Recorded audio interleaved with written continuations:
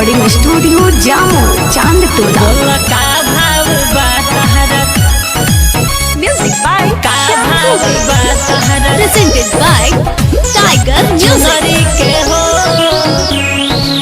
माइके चरनिया में बाचारू धाम हो, ले लो सुनर फल बाको में दाम हो, बाको में दाम हो,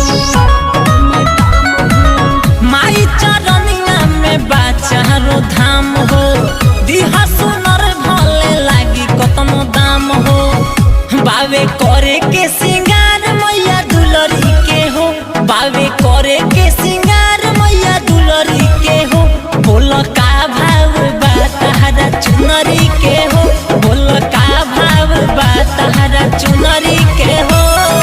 mix by Sneha recording studio Jamo Chand टोला। चुनरी के हो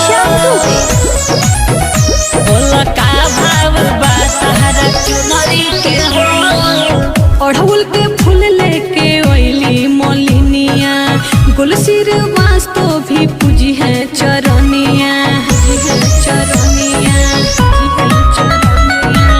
लोढ़ी के फूल लेके आयल मलिनिया, सुजित सुदर्शन बोलो पूजी है चरनिया, पूजी है